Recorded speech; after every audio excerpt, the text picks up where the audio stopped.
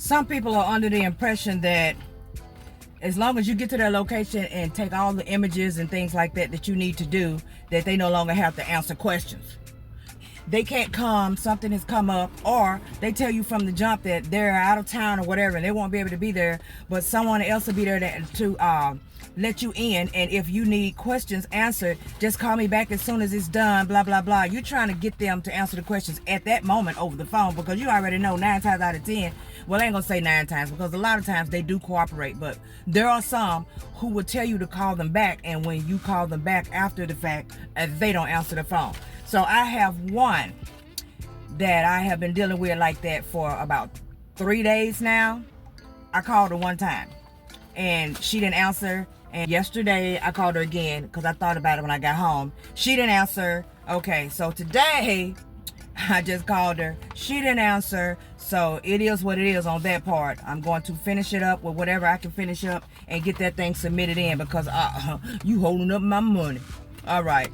Today I only have 2, and I'm so happy about that. Tomorrow I don't have any. I had no plans to have any on Thursday, Friday, Saturday, or Sunday, of course, but I am going to swing by a high value home on Friday morning, well, Friday afternoon at exactly noon, because at this location the owner was not going to be there, and so she answered all of the questions over the phone. Yay. And now I just have to swing over there and get some photos, but that's the only time of the day and the actual only day that anybody will be there before 7:30 p.m. to get images. And you know, time's changing. You know, we are officially in fall today, I think, or was it yesterday? It doesn't matter. Either way it goes, I know it gets dark quicker, and I would not be able to get sufficient amount of photos the way I needed to get them if I went at that time of the evening. So I'm gonna go ahead and knock them out and come right back, and it's in my zip code anyway, so it says 4 minutes up the street from my house, so I'm gonna knock that out and come right on back home. But yeah, today I only have 2, and each one of them is $85 a pop. So that will bring my total today of only $170, but that's okay because I only have 2. Now the downfall about it is one of them, my first one is in 3 minutes now, and I'm already here for 10 o'clock a.m. And after the 10 o'clock, then the next one is at 12. This one shouldn't take but a minute. The building is not that big at all, so it shouldn't take long to get it done. And then after that, when I go to the next one, it may be 15-minute ride. I don't want to estimate it because I don't know for sure, but it could be. So that means when I get over there, I have time in between. That's okay, because I have new appointments that I need to make. And when I get over there, I'm going to sit in this car and make me a few appointments beforehand. And I would love to let you guys in on me making those appointments, but I have to use the same phone that I'm recording with in order to do so. Okay, but that's about to change because your girl is moving on up in her gadgets. And yeah, but as of today, I can't do both. So I'm gonna get over here and see what's going on. Matter of fact, I need to get off the phone because I don't see anybody walking around, and I need to call and see where they are. It may just be an outside, can't get in type of situation, and that's even better. Okay, I completely forgot that he had already answered all of his questions. And he had one of the tenants to leave the gate with a little opening so I could get in, so she had done rigged the gate with some tape so I could get in there. So I wasn't in there but 13 minutes. Oh my goodness. Now imagine if I would have set my next appointment for 10:30 or 10:45. Bad. This big gap, that's okay. That's okay. You know why? Because that gap in between, because the next appointment ain't till 12 o'clock. And the gap in between, what it's going to do is it's going to allow me to, like I said before, make appointments. and call 2 people, I think, who I had to leave a voicemail for and get that done. I think I have like 5 or 6 appointments I need to get set, and I need them in there and rocking and rolling for next week. This ain't the best of spaces to be, but you know what? It is what it is. It's early in the day, and you need to know your girl can handle her own.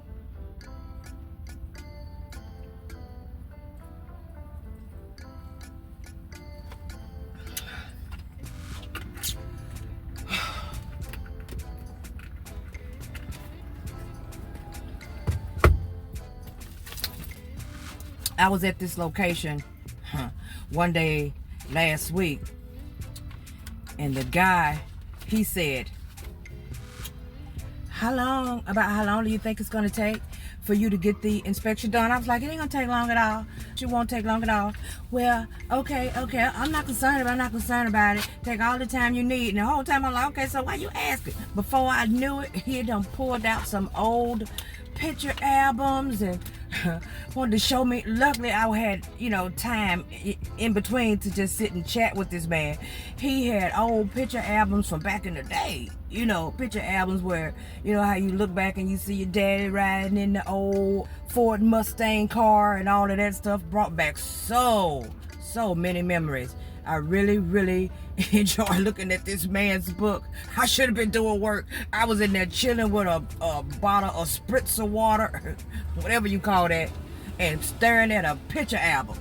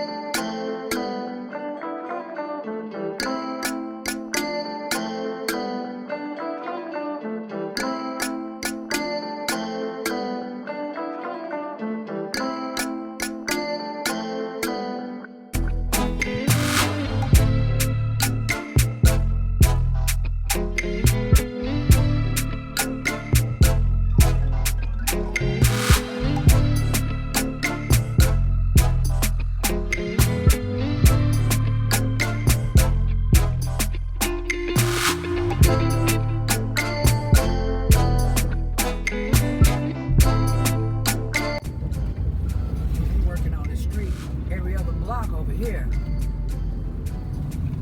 please let me through, because I done did one detour. I don't want to do another detour.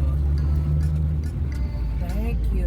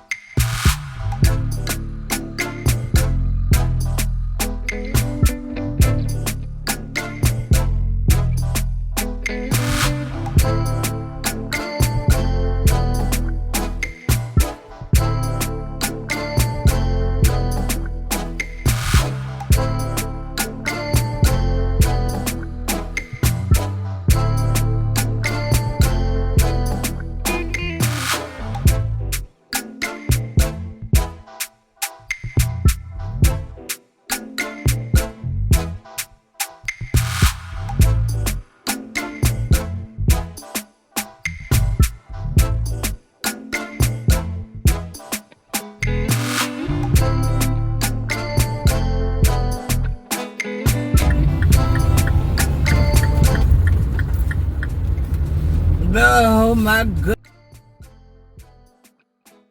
goodness. Why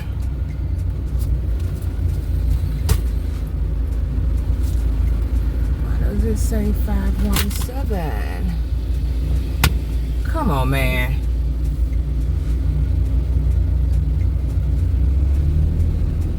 I think I see it. It's back there. It just got me going to around the corner. I'm pretty sure it's around the street. Oh, that ain't working. We're finna turn this bad boy around right now. Right now. Right now.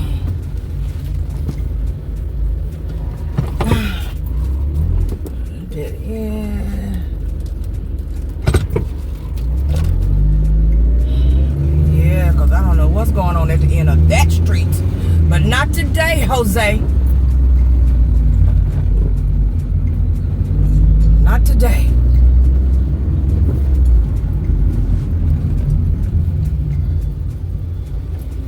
It's got to be over there. Because this is not the right address. These 4,000s and my address is in the hundreds. Doggone it, map. Oh, okay. Just pulling over. It's Buckingham. Let's take a look. Thank you. Is it you? I think I saw that alley.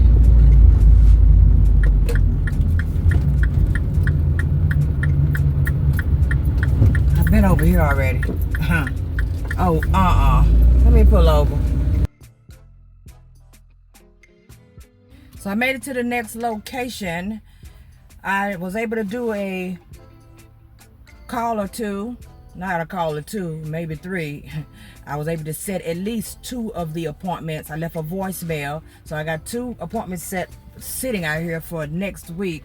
I called my contact for this location and she said she's like 15 minutes out. It is now 11:30. It was like 5 minutes when I called her. So we'll still get going at least 15 minutes before 12 if she can get here at that time. Then we'll be able to go ahead and knock this out, which is cool willy dilly. So when I do this one, I'm not doing anything tomorrow at all, but when I leave out Friday for noon to go and get those pictures at that high value home, that one is a $120 location, so that'll bring my total for this week to $990. It's normally a little higher than that, but you know, we ain't trying to talk about all that. Just know that every day is not the same, most definitely. Now, you can have a lot of work. You can have plenty of work. A lot of you know what I'm talking about. You can have plenty of work in front of you, but when you start making the appointments, sometimes it just don't pan out the way you think it is. Like, I was expecting most definitely to have this Wednesday, just like any other Wednesday, and have it stacked 4, 5 on top to get to a certain amount of money at the end of the week of what I will have made. Well, sometimes the insurers don't cooperate in the way you think they are, and they'll be like, no, I won't be able to, I'm out of town, or I'm gonna have to get in touch with the tenant, or we don't have anyone that's gonna be over there on a certain day this week, so can we do it next week? And then before you know it, it's falling over into next week, because I have several appointments already set up for next week that could have been done today. But you know, it is what it is. So that goes back to what we was talking about in another video, as how the workflow won't be the same every single day. You can't let it stress you, because every week is not going to be the same, and every day is not going to be the same. And it doesn't matter what kind of work you're doing. Every day is not going to be the same. But as long as you know that you are capable of making the money that you need to make in order to survive, then you do just that. You do whatever it takes to make sure that you are able to survive. And it ain't all about that one job. Okay, let's say for instance, the reason why I say that, I'm going to tell you really quick before she shows up.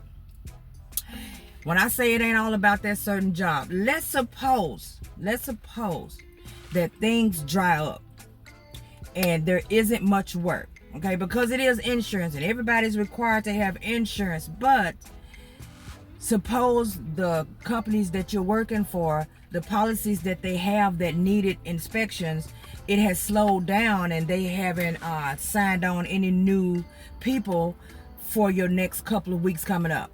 That means work is slow. That doesn't mean that you won't have work coming up. You will, I'm pretty sure. So I'm not gonna talk negative and be all negative Nancy on this thing. I'm just saying, suppose that the workload slows down. What do? If you've been saving or doing anything like that, if you just sitting on your money, then of course you know you're gonna be okay. But most of us, we work and we have bills that we have to pay. I have bills that I have to pay. I have unexpected things come up. As a matter of fact, it hasn't been too long, a couple of weeks back, something unexpected came up. From way back in the day. Shocked me. Took me for a super loop. But you know what? I had to own up for what I could have possibly did. I didn't know. I don't know. It was so long ago. You know, the laws will allow companies and things of that nature to go all the way back to decades and turn around and still say you owe them some money. And they might have been on your credit report. Yeah, I'm telling on myself. It was something that apparently was on my credit report. I don't even remember because it was so long ago until I literally don't remember. But I did recall the name of that company. So anyway, since I recalled the name of that company, I said, you know what? We ain't gonna fight it. I said, Lord, in order for me to make room in my life for all of the blessings that are coming my way, not only do I need to clean out my closet of old clothes and old shoes that I know I can't wear, afraid that if I let stuff go, I won't have much. But I also need to clear up all of my old debts. Own up for whatever it is that I could have possibly done. They had all of my information anyway, like literally all of it, all the way to the address and where I was and how long I was there. So it had to be mine. So I went on ahead and took ownership of it, because I ain't trying to cut none of my stuff short. Running around here saying it ain't and trying to fight it. You know, if you say it ain't and you're trying to fight it and it's actually yours, you know you're lying. And you know to lie is not a good thing. Don't cut yourself short. Don't cut your blessings short. Run around here trying to scheme and connive, and because that's what that would have been. So I went on here and owned up for it, and my account took a licking. But you know what? I kept right on ticking. Now suppose I didn't have enough saved or anything of that nature, and I decided that I was going to just go ahead and do this too at the same time, take care of that situation. Once I took care of that situation, I would have been in serious trouble. But you know what? I'm dead all right. But if I did find myself in a hiccup, you know what I was going to do? Whatever I had to do. It doesn't matter. If I had to take on more houses that I normally don't do because I love commercial, I won't do that. If the houses wasn't coming and I had to do some apps, I was going to do that. If I had to reach down in my closet, deep off in that closet, and pull out some of those old DoorDash bags, I was going to do that. We are survivors, and we do whatever it takes to survive. Do I prefer to do this over DoorDash and all of that? Of course I do. Because, you know, they done changed the policies and procedures going on over there. They don't halfway want to pay work for nothing over there. And some of the people, this is not doing COVID. When COVID hit, I was out there delivering. And let me tell you something, in 30 minutes, I was pulling 100. It was so much money because nobody was getting out. Everybody was afraid to make contact. And these people were so grateful that you were actually delivering their food. Most of the time, the tip was way more than the actual delivery was. I was in heaven, but I had just started though. I had no idea that is not the way it was always going to be. And one day I decided I was just going to get out there one weekend. I didn't have no work to do. I was like, you know what? I'm bored. I ain't going nowhere. You know what? Let me check out this app. Let me see. And it said it was hot. You know how I be lit up in red. I got up out there and I went to hitting all of them $2 and $4 orders, and they were saying something about, you know, when you get you below a certain level, and in order to start getting the higher paid deliveries, you got to get up above a certain level. I was like, when y'all start doing that? That was new to me. I was like, well, I know I had my acceptance rate. That's it. My acceptance rate was not up to par. It never has been, because I refused to move my car for less than $10 if it was close to my house. If I was going out past 3 miles, I wasn't moving my car for less than $20. So when they said my acceptance rate was low, and in order for me to get up, I have to accept these deliveries, and they was all these little old wacky bags. You know what? I done got all off on something else. Y'all, see how that mind will flip? But you know what I'm saying. We are survivors, and we can make things happen for ourselves. So it is what it is. You guys take care of yourself. Know that when you have something that you got to do, just do it. Don't be afraid. What if things don't work out? Well, what if I get out here on these streets and then I think I got enough work, and then all of a sudden the work stops coming? You find something else to do. You're going to realize ahead of time that the work is slowing up. You're going to see that way before the time. You're like, oh, it's looking like they ain't giving me much work. Look like the work kind of, let me find something else to do. Let me do something else in place until you do whatever you got to do. Hell, start working on your own personal business. Get out there and start using that opportunity to make whatever else you got grow. You see what I'm saying? How you think I have all this extra time to work on my YouTube channel? Of course, it ain't really, you know what? Let me get some air in here. It ain't really that much extra time. Excuse the air. I hope y'all can hear me. Because it is hot and I can't. It's not like it's that much extra time. But at the same time, I know that it's only 24 hours in a day. And I utilize every moment of my day. Every moment there's a purpose. There's a reason for it. Every single moment, from the time I get up in the morning until the time I decide, you know what, today I'm finished, let me get ready to go to bed. I utilize every single moment, and that's why I'm able to do all the things I do and still be okay and still get rest. Every day is calculated. So you probably have to do your life just like that. Like, start making a plan for yourself. Because I realized that without some sort of plan or some sort of goals set for myself each and every day, my life don't work well anyway. If I'm sitting still in the house with nothing to do and I have nothing planned at all, I feel like I am out of place, like something is just not right. I have to always know exactly what I'm doing. Does that make me predictable? Of course not, because my things can change from day to day. You never know where I may be, but I always have something to do. So yeah, you may have to just do that when it comes to making sure that you have what you need to survive. Because this work right here, sometimes it will slow up. And let me tell you something, we don't have much rain here at all.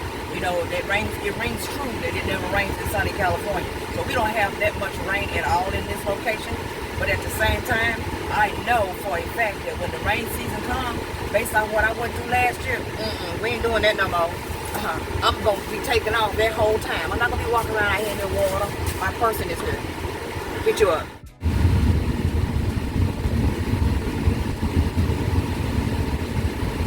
So I'm done with this one. And I don't know if you guys watch the actual video or how much of this video you watched. You see me go to the end of the street and then turn around real quick. I don't know what they call that. Have a sack, the hole. I don't know, but it took me a minute to get this one to come out, because we've been finished with this location. But we've been talking. Because I told you, I meet some people. Anyway, this location is in that end down there. That's the same place where they was chilling at on the movie Training Day. When Denzel and them showed up in that complex. You saw him back there when they turned and looked at me. I was like, wait, hold up, let me turn around right now. Honey, I had to get from over there. I didn't know what was going on. And then when I got in there, went to talk to him, I was like, why are these apartments looking like this? Is these people just tearing up the whole building? See? Oh no. But he said, yeah, you know, they call this the jungle. I said, the what? He said they call it the jungle. I was like, what is the jungle? He said, think about it. I said, man, let me tell you something. We need to tighten up so I can leave, okay? I don't know what's happening right now, but it's some weird stuff going on. Everybody's looking at me. I am completely out of place. This is too much. Let's hurry up so we can go. But we found this little old space where we was actually doing a little chit-chat after we finished up with the actual inspection. But honey, I was like, what? He was like, yeah, he said that roof, you know when the guy was on the roof with the bird? I said, yeah, he said, that's it right there. Oh my goodness. Jeez, I was like, oh my gosh, no wonder those people was looking at me. I was in the wrong place. He said, of course, you see, you're not from here. They know this car don't belong over here. He said, I saw you get out of your little Mini. I said, boy, you shut up. He said, yeah, I saw you when you got out. You don't belong over here. You went down there. He said, they was looking at you. I said, yes. They stopped talking. They was just like looking at me. I was like hurrying up and trying to back up and turn around and get out of that corner. Get out of the little hole. He was like, yeah. He said, that's where you are. I said, oh my gosh. Whoa.